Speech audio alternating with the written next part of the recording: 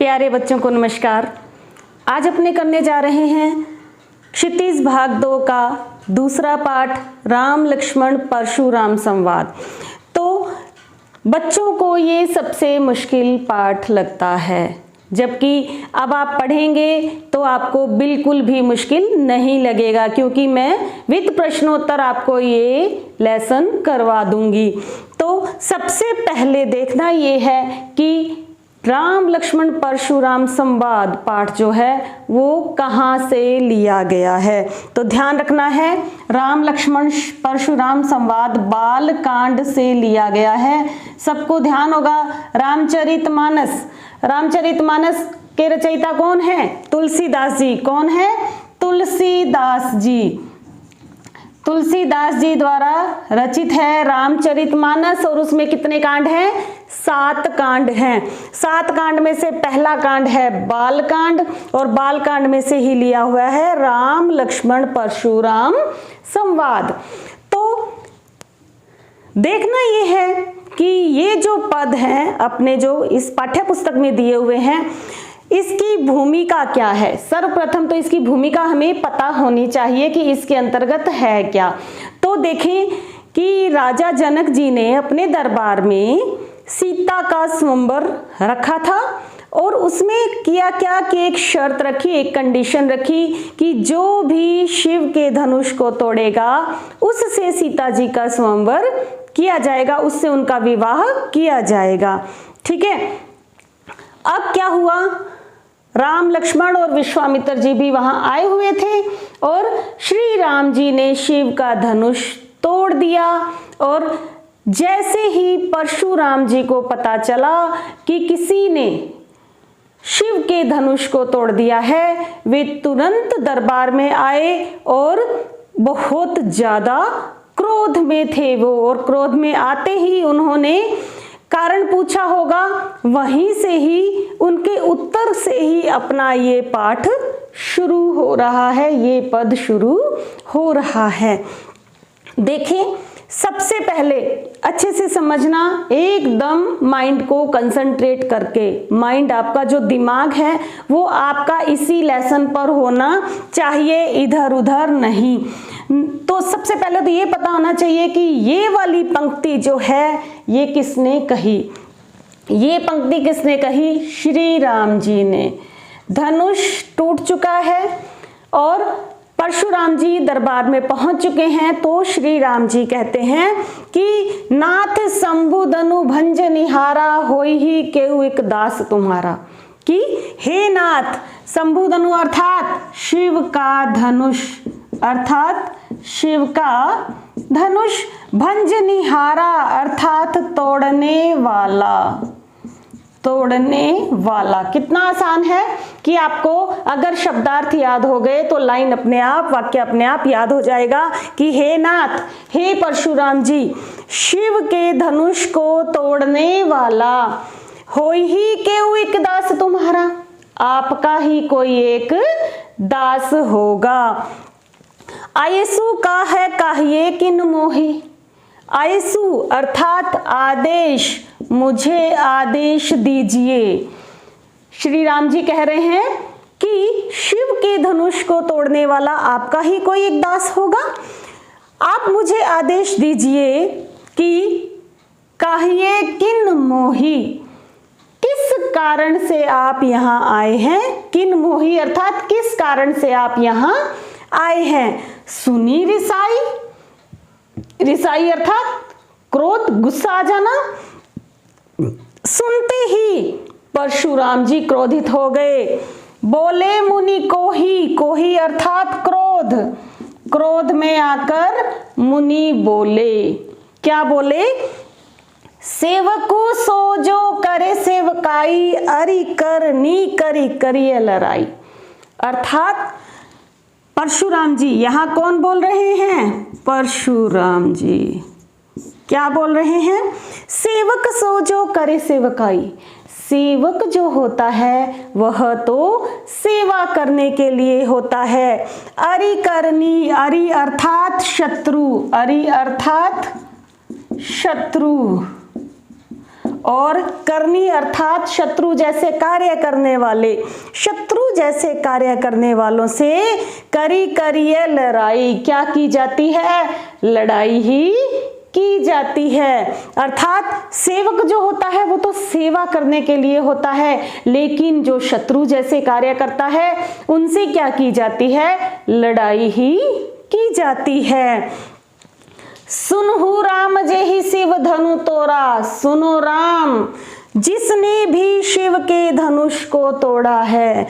सुनो राम जिसने भी शिव के धनुष को तोड़ा है। कितना आसान है। सहस बाहु सम सो रिपु मोरा, रिपु अर्थात शत्रु, रिपु का अर्थ भी क्या होगा? शत्रु। की जिसने भी, सुनो राम जिसने भी शिव के धनुष को तोड़ा है वह सहस बाहु के समान मेरा शत्रु है। अब भाई ये सहस्त्र बाहु कौन थे? इसके पीछे भी एक स्टोरी है, मैं आपको बता देती हूं। देखें, परशुराम जी किसके पुत्र थे? जमदग्नि के। किसके पुत्र थे? जमदग्नि के पुत्र थे। और ये कौन थे? भृगुकुल वंशी थे, भृगुकुल वंशी। ठीक है, परशुराम जी जमदग्नि के पुत्र थे। एक बार क्या हुआ, जो राजा सहस्त्रबाहु थे, राजा सहस्त्रबाहु, ये एक दिन शिकार खेलते हुए राजा जमदग्नि के इनके जमदग्नि जी के आश्रम में के पास पहुंच गए। जमदग्नि जी के पास क्या थी? एक गाय। क्या थी? एक गाय। और कहा जाता है कि वो गाय जो थी वो कामधेनु गाय थी और हर इच्छा को पूरी करती थी। तो सहस्त्रबाहु ने बोला कि ये गाय मुझे दे दो। जमदग्नि जी ने इनको मना कर दिया कि मैं अपनी गाय नहीं दूंगा। तो सहस्त्रबाहु को गुस्सा आ गया और इन्होंने जबरदस्ती इस गाय का अपहरण कर लिया। अब जैसे ही परशुराम जी को यह सूचना मिली, परशुराम ने क्या किया? इसको मार दिया।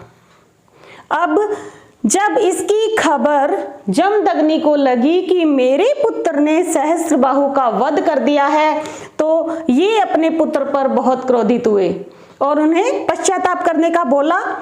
लेकिन अब इनके बेटे भी तो हैं। इनके बेटों को जैसे ही पता चला कि हमारे पिता को किसने मारा है? परशुराम ने। और इन्होंने क्या किया? बेटों ने इनके पिता को मार दिया। तब परशुराम जी ने प्रतिज्ञा ली कि मैं प्रतिज्ञा लेता हूं कि इस पृथ्वी को क्षत्रियों से विहीन कर दूंगा, यानी सभी राजाओं को मार दूंगा, जितने भी क्षत्रिय हैं उनको मार दूंगा।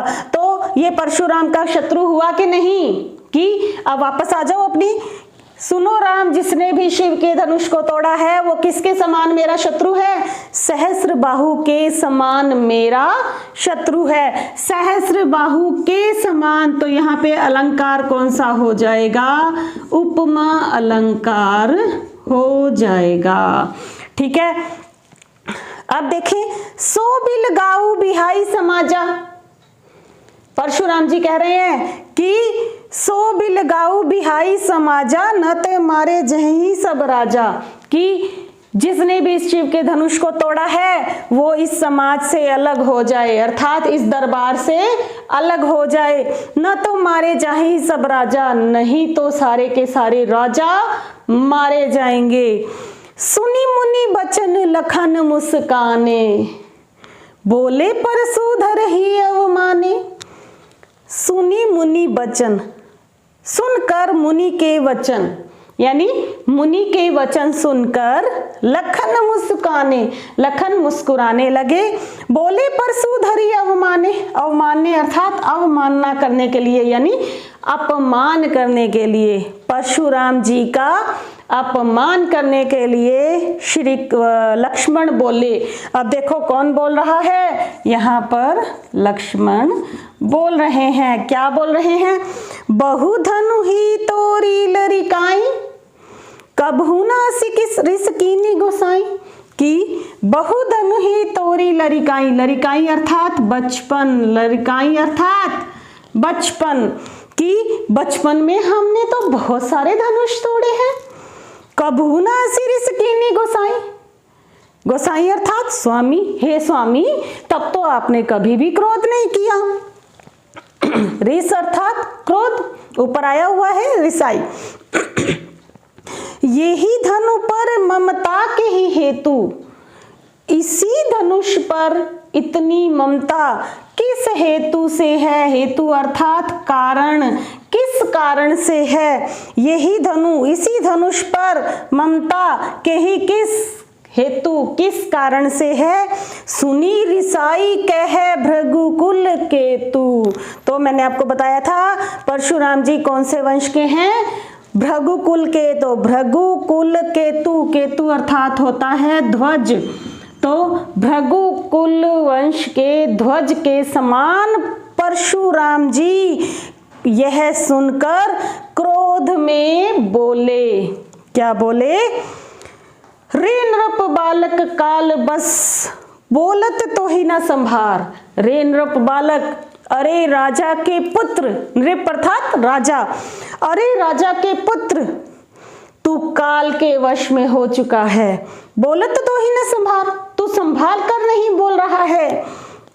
धनु ही सम त्रिपुरारी धनु, यह जो धनुष है वह शिव का धनुष है। विदित सकल संसार, विदित अर्थात जानना, यह सारा संसार जानता है कि ये जो धनुष है वो किसके समान है?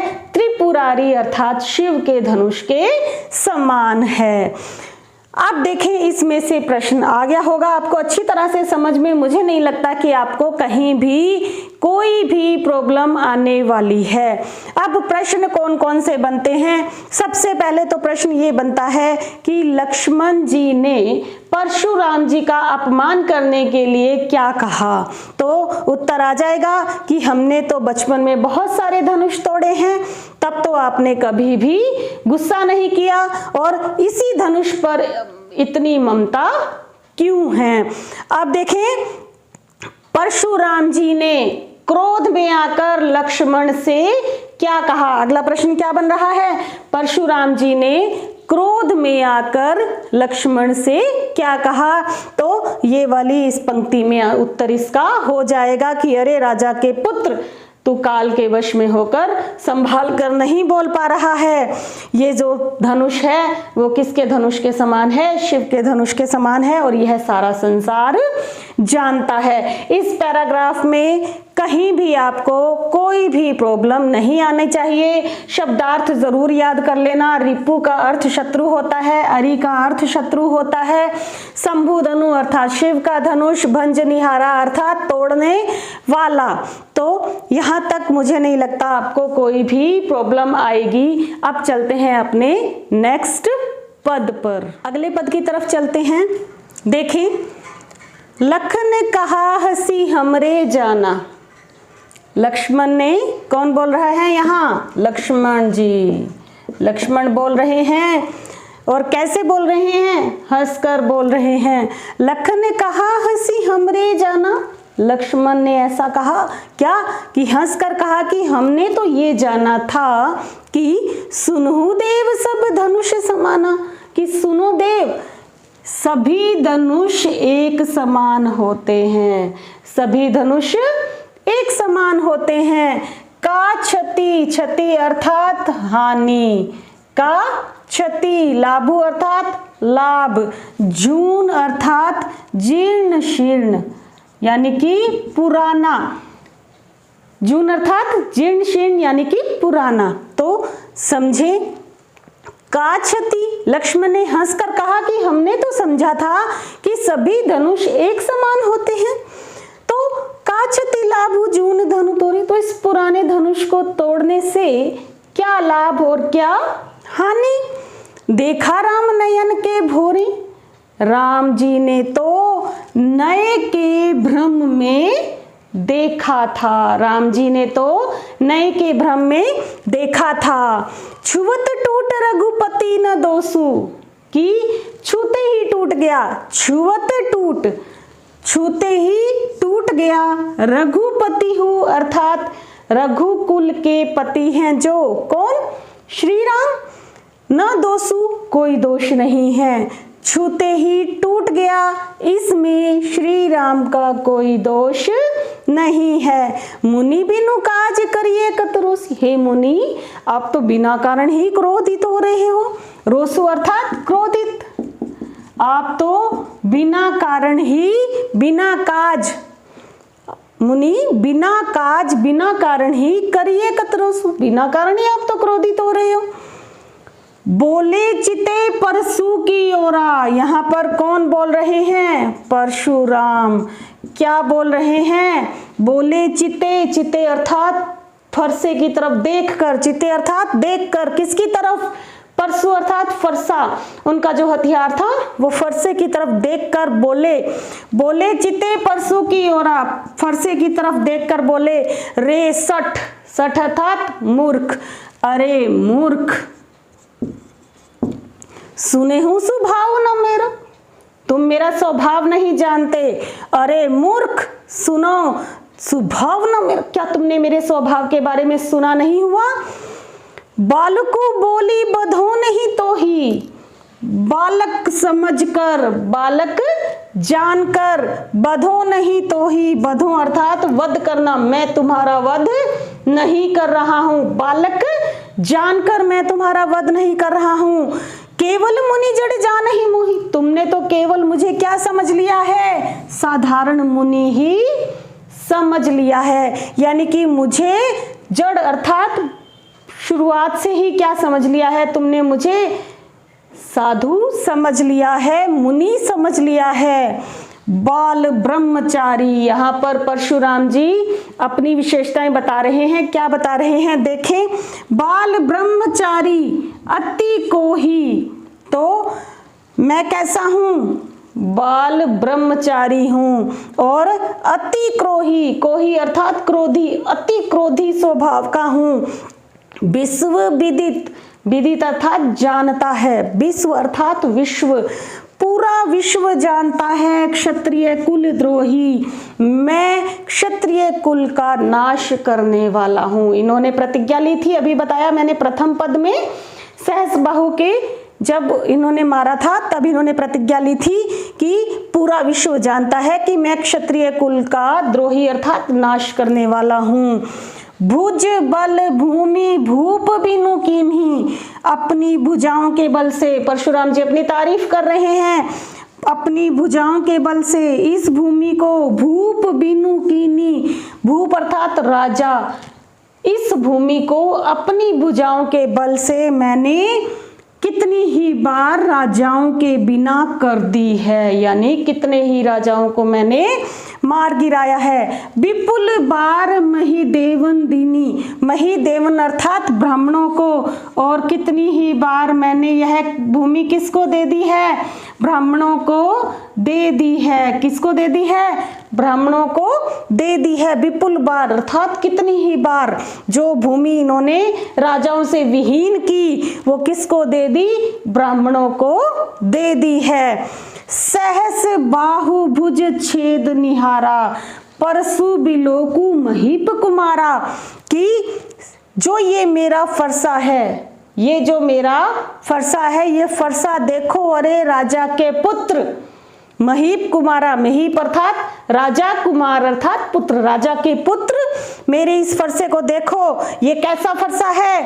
सहस बाहु की भुजाओं को काटने वाला है। छेद निहारा अर्थात काटने वाला, सहस बाहु की भुजाओं को मेरा फरसा काटने वाला है। मातु पितहि जनी सोच बस, करसी महिष किशोर, परशुराम जी कह रहे हैं कि अरे लक्ष्मण, मातु पितु सोच बस, करसी महिष करो, किशोर, तू अपने माता पिता को सोच शोक मग्न मत कर, सोच के बस में मत कर।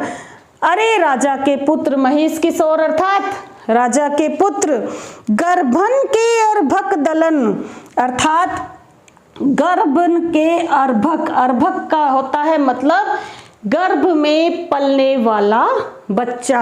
अर्भक का मतलब क्या होता है? गर्भ में पलने वाला बच्चा। तो ये जो मेरा फरसा है ये कैसा है? पहले अपने इससे पहले वाली उसके बाद वाली लाइन देखेंगे। गर्भन के अर्भक दलन परसु मोर अति घोर, कि ये मेरा फरसा है अति घोर अर्थात अति भयंकर है कि ये क्या करता है? गर्भ में पलने वाले बच्चे का भी सर्वनाश, दलन अर्थात सर्वनाश कर देता है, अर्थात उसे भी मार देता है कि मेरा फरसा इतना घोर है, तू अपने माता पिता को सोच के वश में मत कर। मेरा फरसा ऐसा है कि वो गर्भ में पलने वाले बच्चे को भी मार सकता है। तो ये था हमारा दूसरा पद। आ गया समझ में? प्रश्न बनता है कि लक्ष्मण जी ने कौन कौन से तर्क दिए धनुष को टूटने के। लिख सकते हो अच्छी तरह से कौन कौन से तर्क दिए कि हमने तो सोचा सभी धनुष एक समान है और इस धनुष को, इस पुराने धनुष को टूटने से क्या लाभ या क्या हानि? इसे तो राम ने केवल नए के भ्रम में देखा था और यह छूते ही टूट गया, इसमें राम का कोई दोष नहीं है। अगला प्रश्न बनता है कि परशुराम जी की व्यक्तित्व की विशेषताएं बताइए। तो आप आराम से बता सकते हैं कहाँ से शुरू हो रही हैं इनके व्यक्तित्व की विशेषताएं, यहाँ से लेकर यहाँ तक। ठीक है, आप ये भी लाइन इसमें, ये वाली लाइन भी इसमें अपने फरसे की, यदि उनके व्यक्तित्व की विशेषताएं पूछें तो कैसे हैं वो? बाल ब्रह्मचारी हैं, अति क्रोधी स्वभाव के हैं और क्षत्रिय कुल का नाश करने वाले हैं, और कितनी ही बार इन्होंने भूमि को राजाओं के विहीन कर दिया और कितनी ही बार ब्राह्मणों को दे दिया। अब इनके फरसे की विशेषताएं, यदि प्रश्न आ जाए कि परशुराम जी के फरसे की क्या विशेषताएं हैं तो आप बता सकते हैं आराम से कि जो इनका फरसा है सॉरी, कि इनका जो फरसा है यह सहस्त्रबाहु की भुजाओं को काटने वाला है और इतना भयंकर है कि वह गर्भ में पलने वाले बच्चे को भी मार गिरा सकता है। तो ये हो गए अपने 2 पद, 6 पद है इसमें, 2 पद हो चुके हैं। 2 पद के लिए, अगले 2 पद के लिए अपने फिर से मिलेंगे। बने रहिए मेरे साथ। Thank you, have a nice day.